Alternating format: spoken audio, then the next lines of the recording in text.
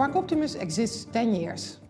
And for the last 5 years, we've been working together with Heineken on their digital transformation. Jean-François van Boxmeer has been CEO of Heineken for the last 15 years. And he stepped down over 6 months ago. What an honor to speak with you, Jean-François. Welcome. Thank you, Alexandra. Nice to be with you. Yes, well. Albeit at a distance. Yes, it is a bit of a distance. Well, let's see when we can just sit together again. I have my first question. Of course, you were with Heineken for a long time selling beer. So why was it logical for you to also think about digital? Yeah, it was, as you said, fairly logical because you quickly realize that digital is only one channel more to communicate, to sell, communicate internally, externally, and also sell to your clients. That is what we realized. And so it's a natural evolution of society. It's not for us a revolution, but it's certainly a very strong evolution. And if we look back of how digital entered, of course, it was first and foremost into our office life and administrative life. It's the way you build clients, that the whole ERP systems were invented a long time ago. So digital is a very kind of loose concept. But I think it went in three steps. The first one was the automation of all the administrative tasks. The second step was communication. I think it revolutionized the way we communicated with our end customer, which is the consumer. Instead of hanging out with billboards and pre-formatted movies, we were kind of entering a direct dialogue with people. And that was quite a revolutionary thing to do. But that happened already, I would guess, with Facebook popping up. What was that, 15 years ago? So it's not so long ago. And then the last mile would be the online trading of things, which is a new channel for us. So all three things happened over a period, but it's just a continuation of using new technologies to our advantage. Yeah, absolutely. And I think that Heineken has a long tradition in that, no? In focusing on innovation and using the available technologies or the available inventions to improve stuff. Yeah, we can go back to the 19th century and making brewing lager beers were something which was innovative.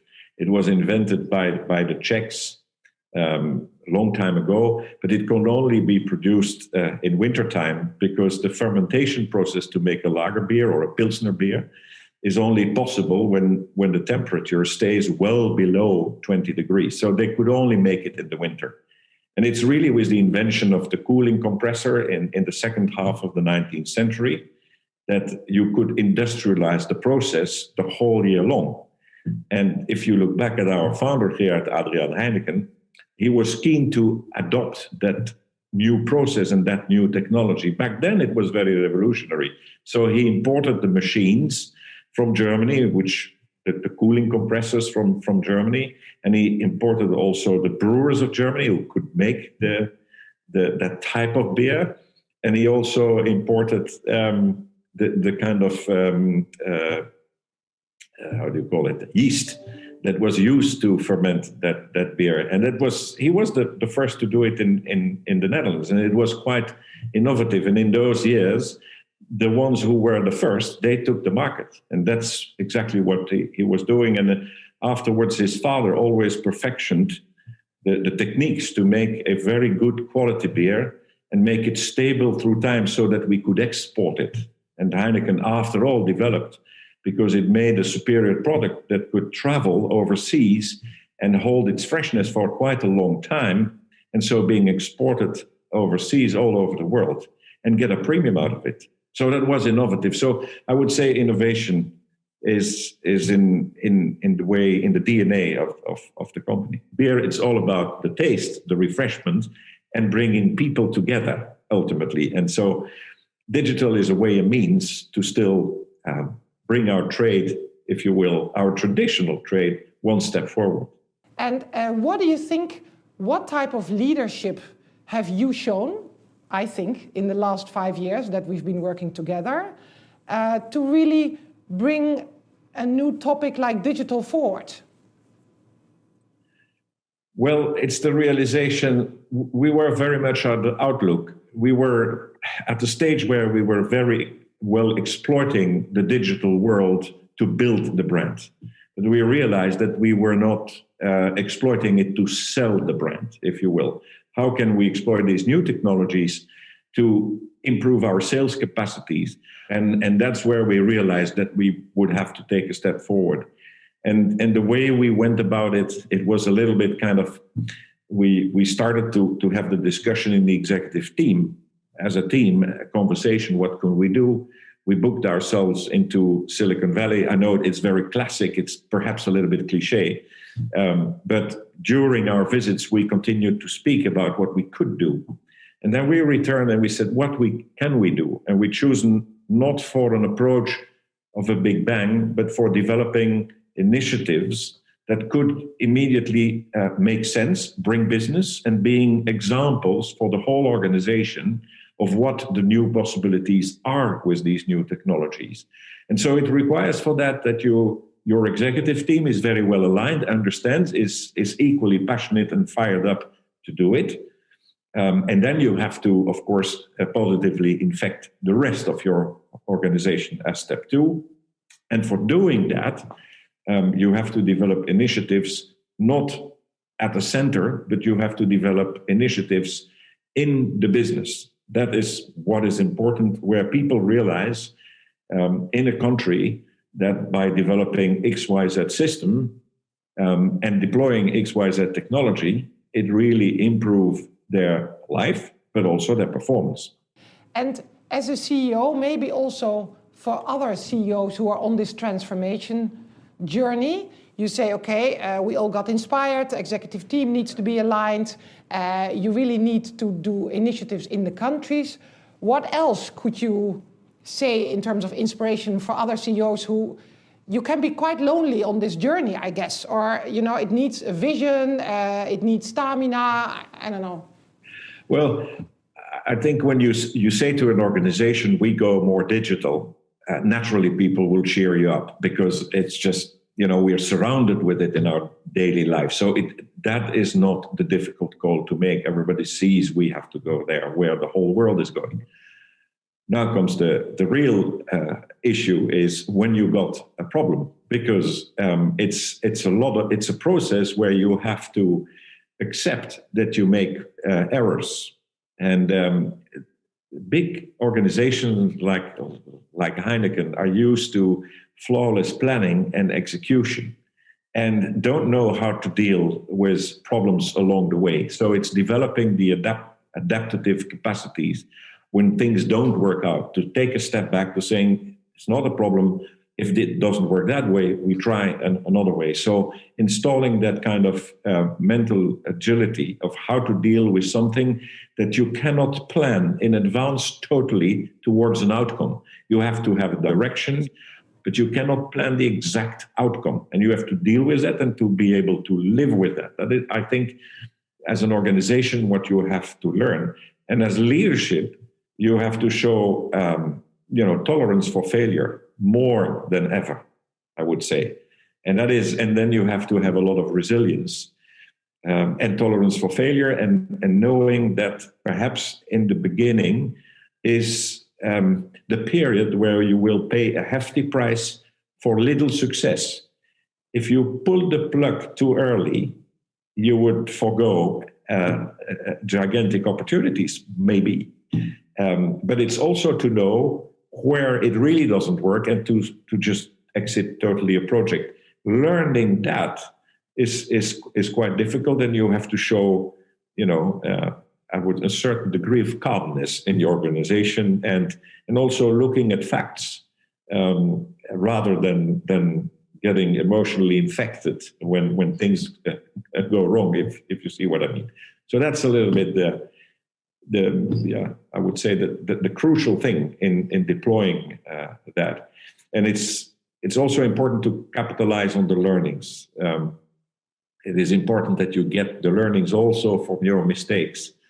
and that you know what to do and what not to do, and not repeat the same mistake. So you have to create, people call it an ecosystem, but the way you work about it, it has to be a very open book, how you progress. Transparency is really required doing that. And so people should have an environment to work where they feel safe.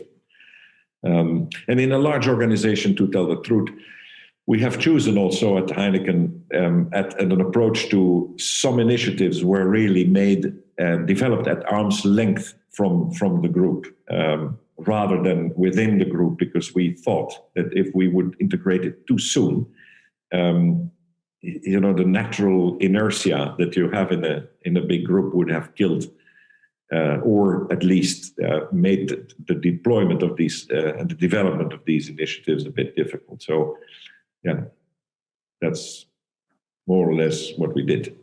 No, and I think we've also seen that on the ground for the last years that you did that. And that is all, I think, also part of the fact that you also have a longer term vision as a company. Yeah, sure. Yeah. And the vision, again, the vision is how you deploy as a brewing company and a leading brewing company, but it's how you deploy your product portfolio, but how you deploy also your approaches to client and customers and consumers. And that's in constant evolution. And I think the product evolves, obviously, in a very slow pace, and society evolves a bit more quicker. And you have always to find the right adequation between these two speeds. And with digital, you had a noticeable acceleration of habits of people and the technologies they were using in daily life. And you have to weather that through. When I started in 1984, and I did my duty as a sales rep in the organization, and you were calling on individual clients, and it was important to develop a personal relationship with them, knowing who they were, the name of their wives, their children, the dog, where they went to holidays. That personal contact was very important to set a conducive, good atmosphere to conduct business and develop a business relation with that person. Now, fast forward to the grandson of that owner of a pub, and he would still be in pubs. He would be a lot less interested by my visit talking about his dogs and his last holidays, but he would be a lot more interested in if we would offer him a digital environment where he can quickly make his own choices, where he can also have a look into other things than just only my kind of category of products, if I can help him with things like showing him the way around, where he find the best architects, the best kitchen fitters in the country, and that kind of stuff. It's very important to create a larger universe than only the one of your product. And if you can give a tool, and a digital tool, because today people consult themselves. They're all on the screens. So they do a lot of the work themselves. But you have also to create the environment where they quickly and easily can find the solution for their problem. So in a way, what you do is still the same fundamental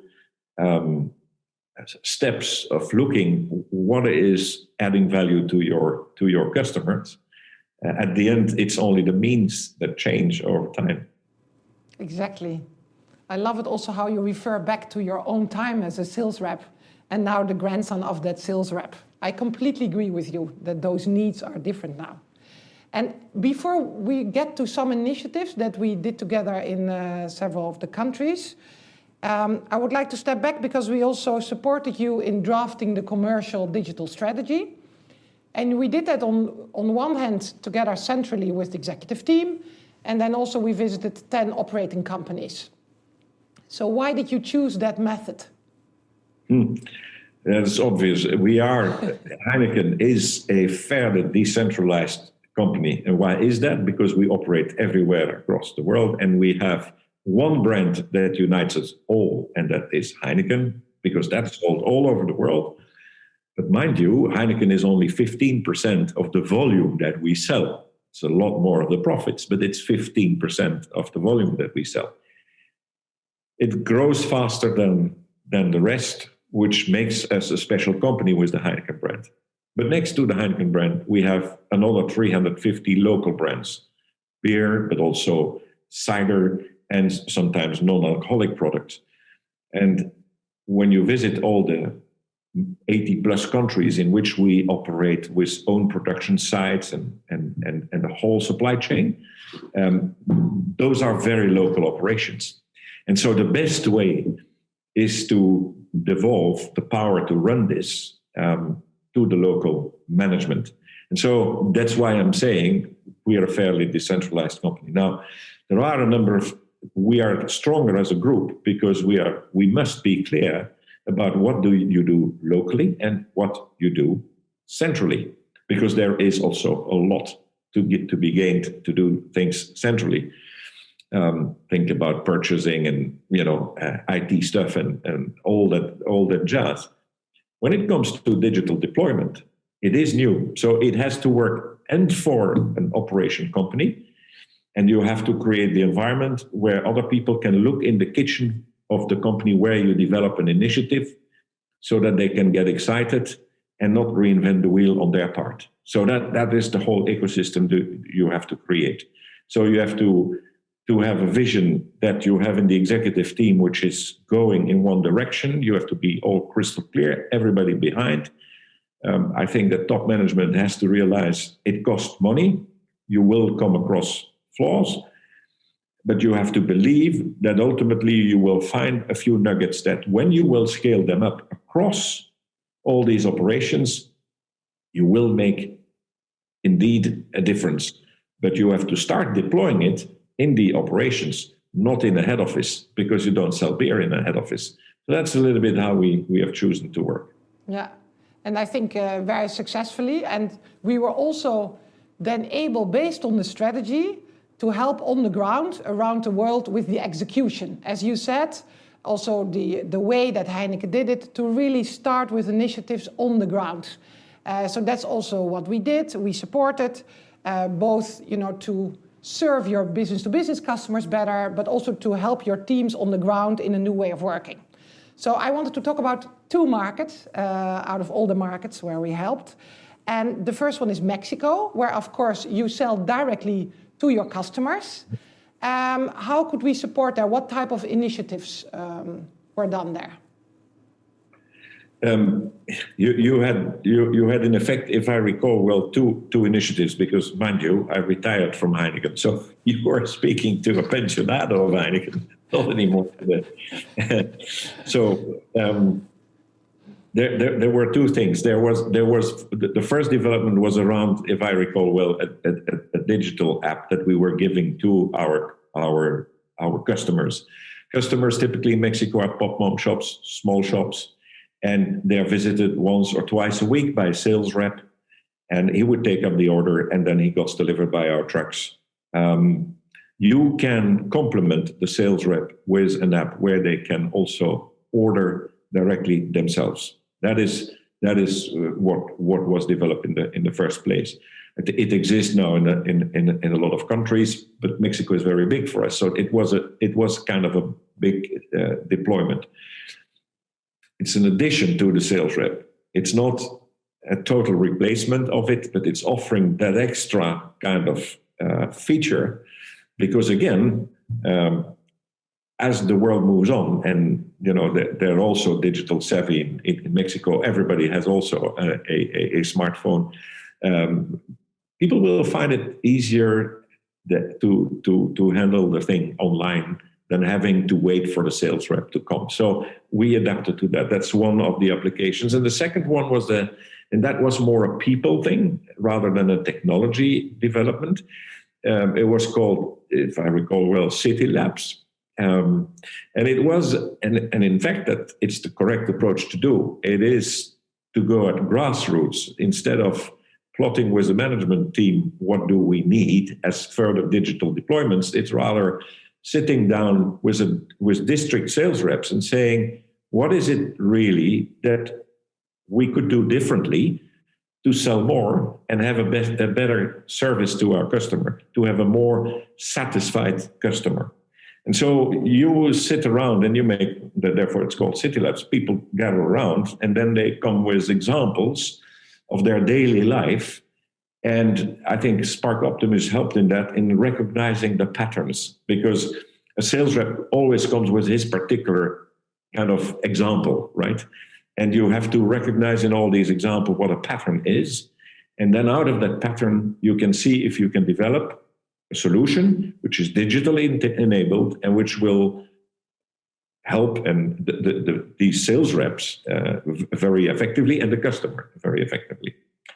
And if I look back, and it's only an example, but one of the examples was the fridges. Now, Mexico is a hot country, so you have to sell the beer cooled. People buy it on the go, and they buy it cooled. So we deploy a lot of fridges. The brewery deploys thousands and thousands of fridges. It's a business in itself. Equipment of fridges in the point of sales. Now, what is important? It is not that a sales rep come in at 2:00 in the afternoon and sees that the fridge is, I don't know, working or is not well replenished, or the price tags are in the wrong order. So you better do it before you open the shop. Now, the only way to do it is online, and then you have to deploy a photographic recognition technology. People make their own little photo, they send it. People are being sent a feedback from the sales rep on the WhatsApp how to do. Eventually, the client would be delivered extra more if needed. Very concrete things. Then the next step will be to automate that thing a little bit further. Of course, it's a dream to start immediately with the perfect system, wholly automated. But I think the beauty of collaboration with SparkOptimus is always to reach milestones that are delivering already additional business, and that have that open opportunity to still build improvements further on. I think that has been the great thing about City Labs in Mexico. At least the Mexican operation was very enthusiastic about it, and it was wholly embraced by that operation. No, that's great to hear. No, but also I liked it. It also, I think, fitted with the Heineken no-nonsense approach to say, okay, we first see with our own salespeople whether it proves value for the customer, exactly as you say, and whether it proves value for the business. We make the milestone, then we automate it, and then maybe one step further when you think, okay, if we're really gonna do this large scale with all these pictures of these fridges, then you might want to use artificial intelligence to process those type of amount of data. But it's not... You don't start with it. You don't start with it. No, you don't start with it. And I think if you really look at it, digital, it's I don't know what the percentage is, but it's majority people change and minority real technology, what technology brings. I don't know, in some cases it's 80-20, 80 people, 20 technology. In some cases a little bit more technology. But practically all the cases, you are only successful if you address the people component, that people understand how the thing works, that you make them part of it working. And that requires a lot of time, because most of the people in management positions, they understand conceptually how all this works. But it has to work very practically for the people who handle it, for the thousands of people who handle it every day. And if it is not proved by practice, then it's useless. And I think that is, when you refer to our no-nonsense approach, it's essentially that it has to be practice-proofed. And we live in a time where you hear a lot of things about digitalization, and people start with speaking about we're going to create a data lake. And then my question would be, what for? So I think it's always putting the things in the right order. Yeah, and I think also what you already said before is that also when someone on the ground, like one of the salespeople, needs to work with it, they also need to see the benefits for themselves, because then they will be more actively using it. No, it's embracing the thing. They have to see it works better than my old way of working, and if I can be rewarded for it, whether it's monetary reward, but also just the reward of seeing your work progressing. I think don't underestimate how potent that is when a sales rep receives a compliment from his customer. We work not only to feed our families, we will work also for our personal pride at all levels. Exactly. Yeah, I completely agree. And great if digital can help. This is the end. Now, I would like to also talk about another market where we support it, that is South Africa. And of course, that is it is another situation. It's a relatively young operating company. They can be a challenger. You have a more indirect route to market there. There's distributors between you and the customer. So Heineken does not know much about the customer. How were we able to help you there? What initiatives did you do in South Africa? In South Africa, it has been a little bit of serendipity, I have to say. And it's a bit the opportunity that created the strategy, if I'm perfectly honest. We came across a startup which is called Touchstones, and which has been developing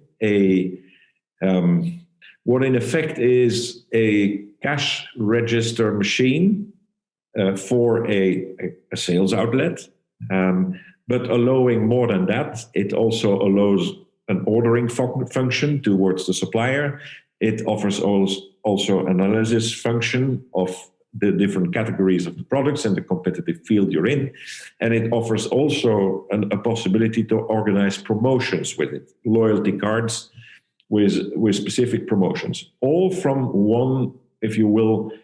It looks like a cash register, a bit modern, a bit sturdy also, and connected wireless. And that was invented by these people. And so you could imagine South Africa is a market where small trade is still very dominant. And logistics, it is what it is in South Africa. It's good. It's far better than in many other African countries, but still it's very dispersed. It's a vast country. And here you have something for a challenger that Heineken is in South Africa, with a market share back then of only 10%, growing, but we came really from a very small market share. To grow that, we would need, in a very vast country, a number of sales reps to do the intelligence work, it doesn't make economic sense. And here comes TouchSites technology, where you have an active electronic sales rep, if you will. And that is the opportunity we saw in that Touchstones, because you could install the machine in many more outlets than you could regularly visit. And that device could make the market intelligence that normally you would do with human beings, if you will. And that was the very big discovery.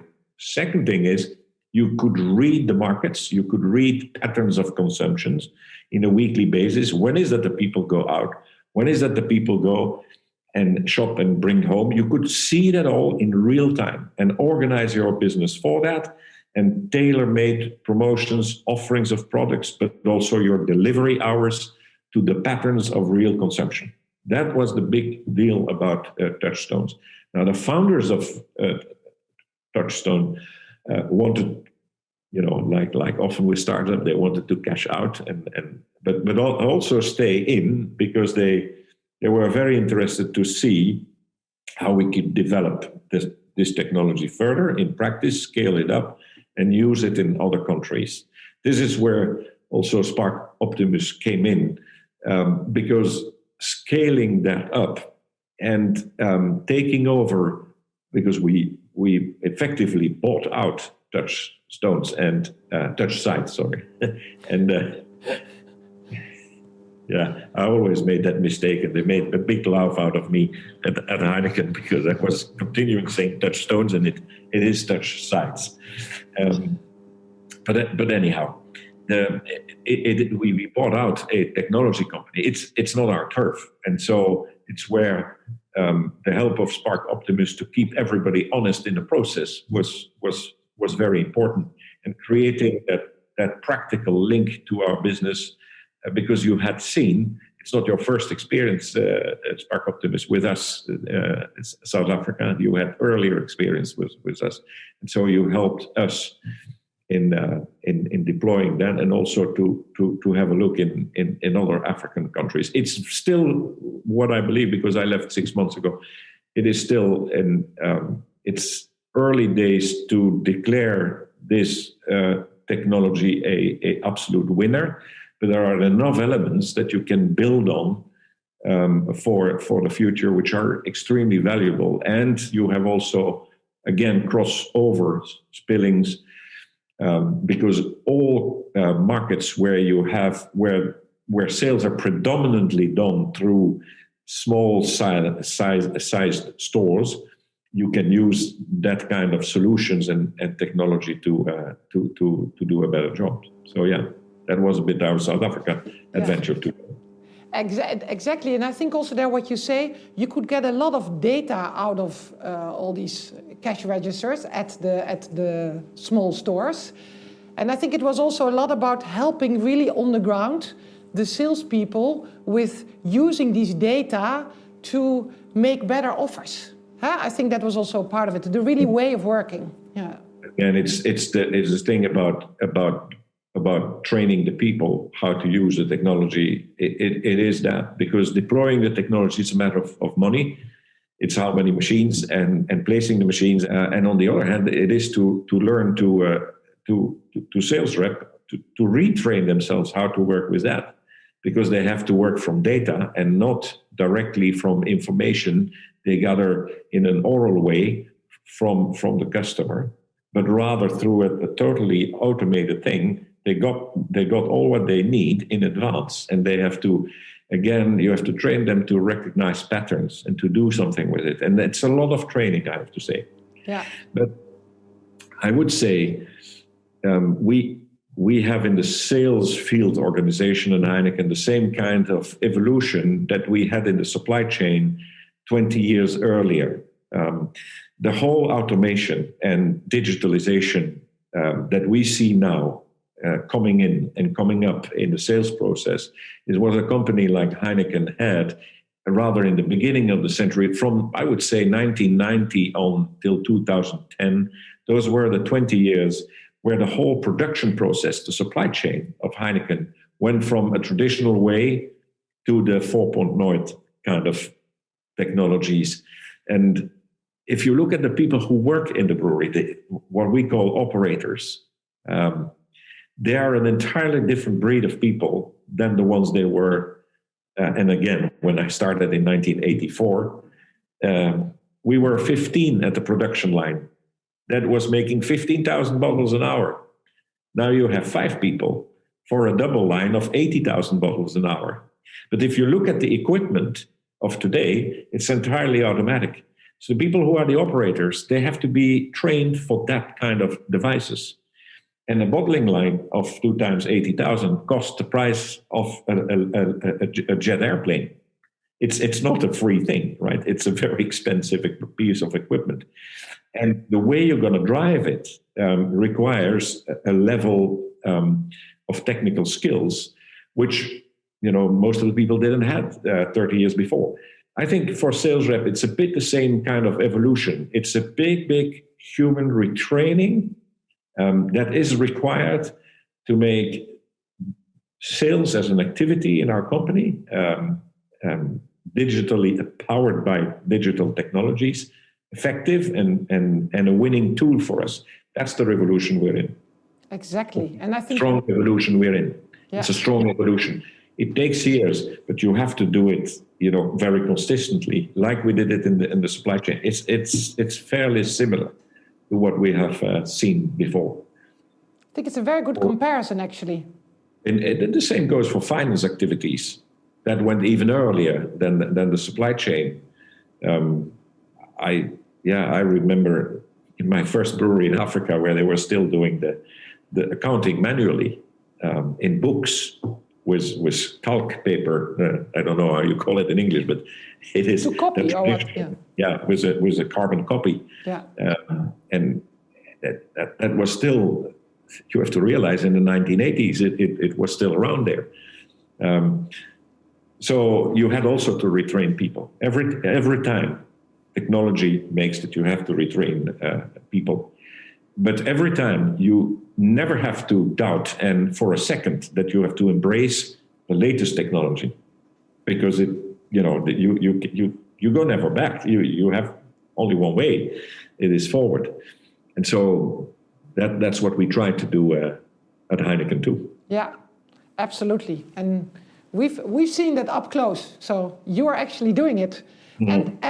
And now on another topic where we support it, next to the B2B serving of customers, is we supported you on the e-commerce platform Beerwolf, direct e-commerce to consumers. That was a completely new thing. So what was the idea behind starting that, and also what kind of decisions did you have to take along the way? Yeah, very exciting. It's one of the few B2C that we developed, because in our business, the B2B, as you call it, is the bulk of what we have to do. I mean, it's 90%. The B2C, it worked for Beerwolf because the idea was people have a big interest for craft beers. And the world of craft beers, it's a bit a world similar to the wine world. You have a lot of varieties, a lot of little stories to be told, a lot of people using different ingredients. You have an infinite variety of products. And since, I would say, 10 to 15 years, 30 years already in America, 10 to 15 years here in Europe, you see a generation of people having an increased interest for these special products. Now, you can either build a store where you put a lot of craft beers together, or you can do it to do a digital store, and that's what we did. In effect, the approach was not revolutionary. We were not the first one to do it, but we were certainly the first big brewer to do it. And we have chosen, and again, that this has nothing to do with technology, we have chosen to offer all products to be an open system. So not particularly favoring our own special beers. We have them, but they are a strict minority in the portfolio that we offer through Beerwolf. It's a lot more products from everybody else. And I think it's also important that you keep that openness and that you don't try to be cute and start to too much advertise. If you choose one competitor's product to come in with an algorithm who says, oh, I have more or less the same, won't you buy this one? Because then your competitors, they will say they're cheating us and they will go away. So it only works if you are able to operate it as a platform, and the business is that platform. It's not us as Heineken brewer. It's us as a big international a big European online shop of all the specialties that you can find in Europe. And that's how conceptually it was engineered. And there again, we did the little step approach. We started in the Netherlands, deploying the concept and seeing whether that was getting traction. And then we went on to other countries, the neighbors, the France and Belgium and then the UK, and then and we are now in 10 countries, keeping that architecture. Of course, the portfolio of the products we offer varies from one country to another, because otherwise it would be a bit difficult to handle. Beyond that, the logistical machine that you have to organize has to be flawless, and it's economically viable. Because special beers, small series but high prices, it's like wine. And so you can pay for the last mile for the individual transportation of a box. Whether for big brands like Amstel or Heineken, the economics don't work out. You better go to your Albert Heijn and shopping your crate of beer. So, but for special beers that you don't find otherwise, Beerwolf is the place to go. We developed it as an arm's length from Heineken, totally independent. We choose a manager from Heineken, a very experienced, at that time he was a young man, Hans Berg, he's still a young man, but and he had a wide commercial experience. He had worked in foreign countries and also sometimes difficult countries like Egypt.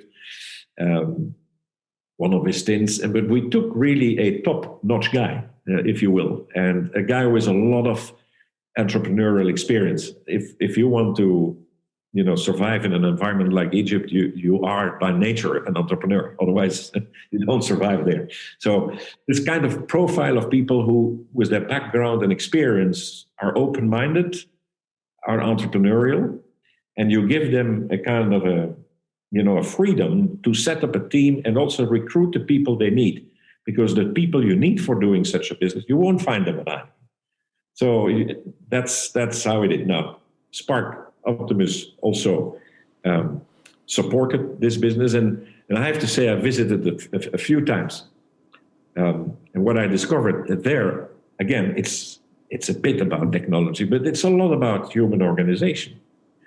And you go on a site, and that site is always perfection, but the way you do it in the beginning, it's not artificial intelligence. It's just post-its on a big wall every morning of people who say, well, this works and this doesn't work. This product is in high demand. This promotion works.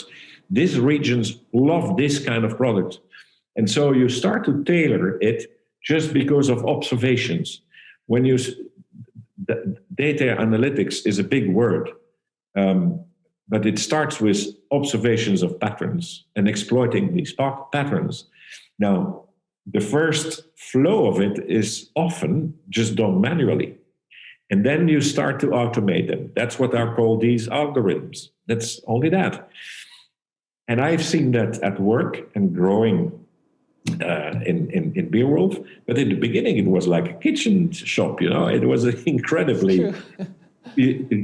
People at the mother Heineken would have called it very unprofessional, if you would, which is because it looked like a very disorganized, messy, people shouting everywhere, and like, are they really working or are they having fun? I tell you, they work really hard, and I have to say that there were a little stops and goes, and we altered the business model. Some things didn't work, and we had to redraw. That the whole logistics had to be reconsidered. We considered also putting our beer tender systems and the sub these cartridges sales to put that into Beerwolf, and so you have always to. Entrepreneurship is always accepting also that you're never reaching an endpoint. It's going to be a perpetual evolution. And Beerwolf has been doing that quite well. And I have to say that I would say that our site founder was Hans Beum, and he did a marvelous job. Marvelous, yeah. He did a marvelous job.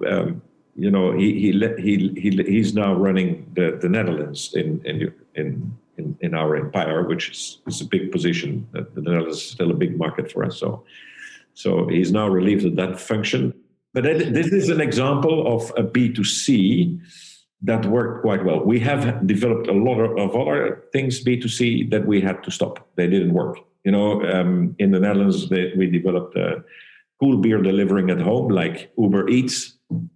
It's very funny. People like it. But if you want to lose money, just continue that. There is no end to it. Exactly. Because I think digital commerce is very exciting.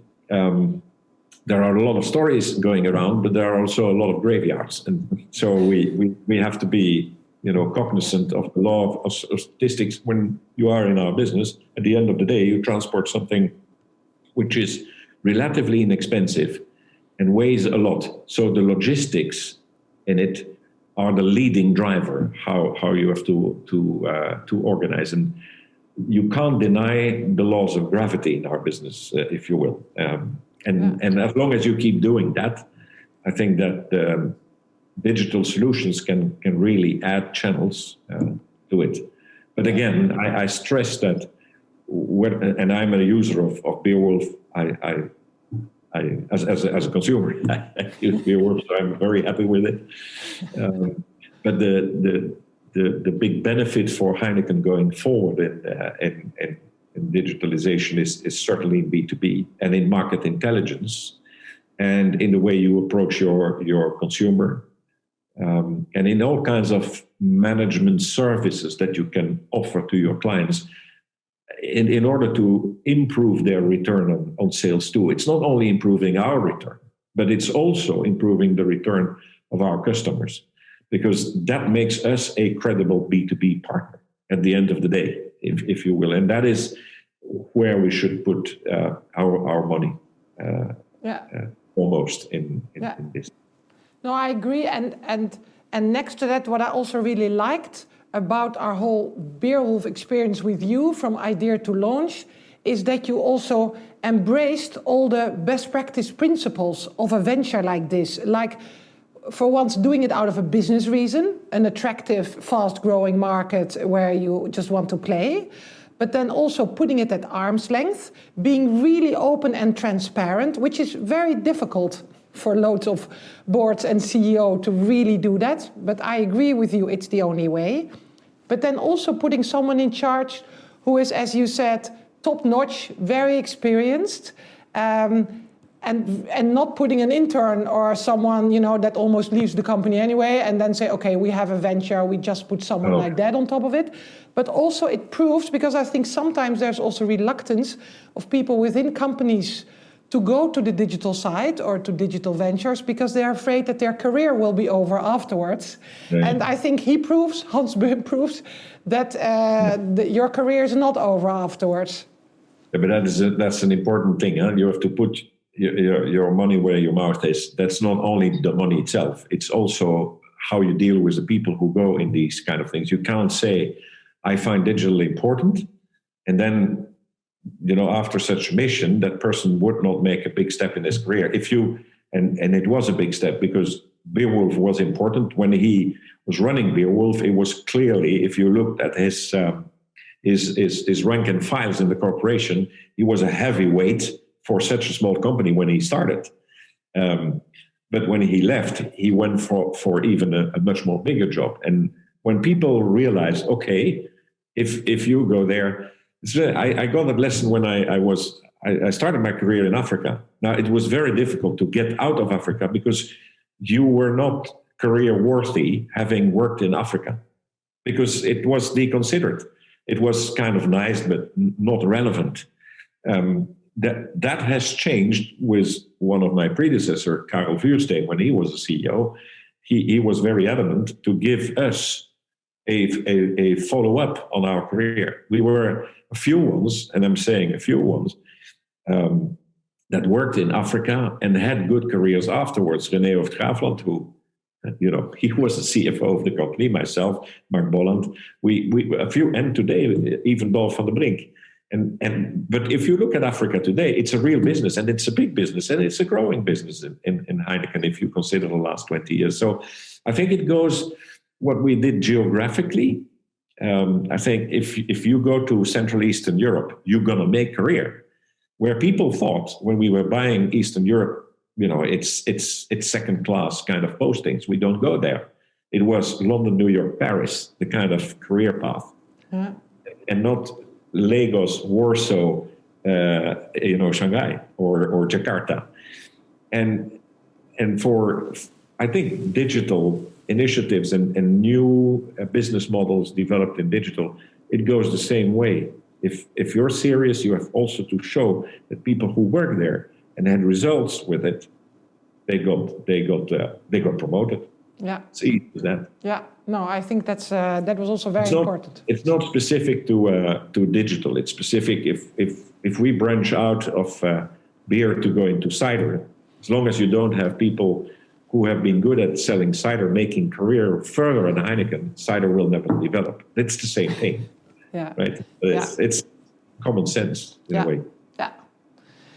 Now, as I'm really enjoyed our conversation, I have to say, and I have to say also as a last embarrassing question, of course. Now that you're not CEO anymore, as you already said, you can be honest about, of course, the cooperation with us. So how would you say we are different? I think you already said once or twice in your answers, parts of it. Awful. We have to stop immediately. No, you can get that one, right? No. No, we're gonna make that the main line. Jean-François thought it was awful to work with SparkOptimus. No. Yeah. But asking the questions, I mean, no, I think it was.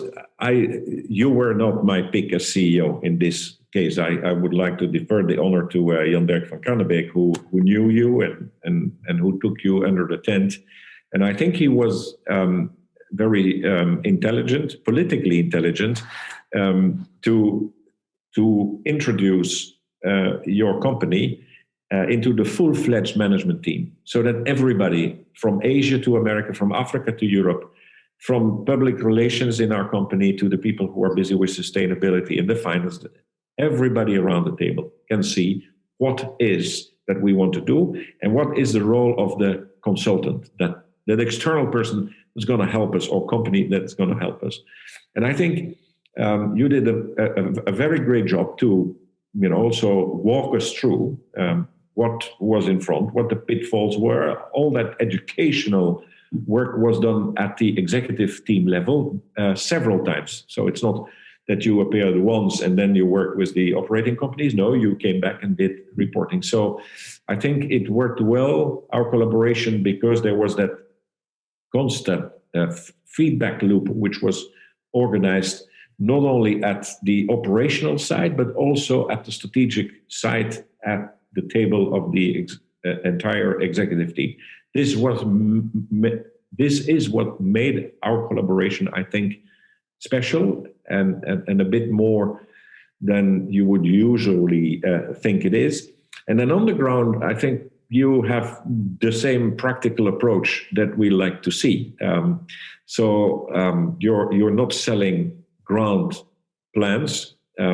You are forcing us to take a stance of where we want to go, and not telling us this is where you should go, because then you're just blindly following something.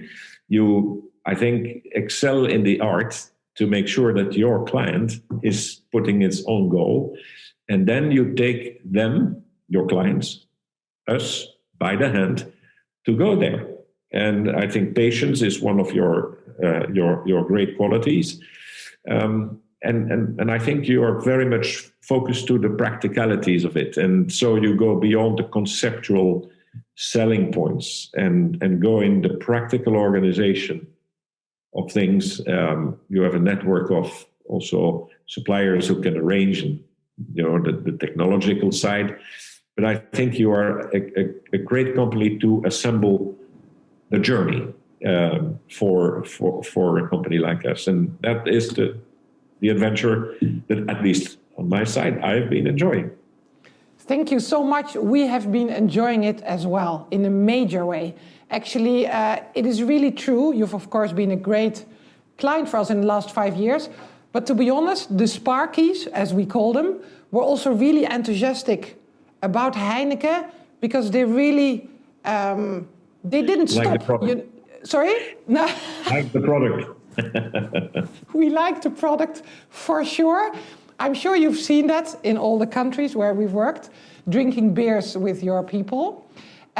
No, but also it is putting your money where your mouth is, also what you say. Once you decide you want to continue on this road with all the difficult steps needed, you just go on, you just go on. And we see loads of companies who don't do that. So we were also really a fan because we could make that impact. And as you said, in every milestone, because we had to prove the value every time, and then it would go up to the ET, but then we could continue again, with the local people who were then also very enthusiastic. So it's been a great adventure from both sides. So thank you very much.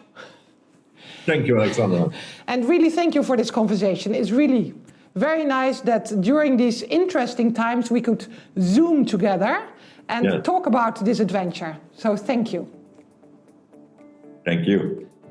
All the best to all the Sparkies.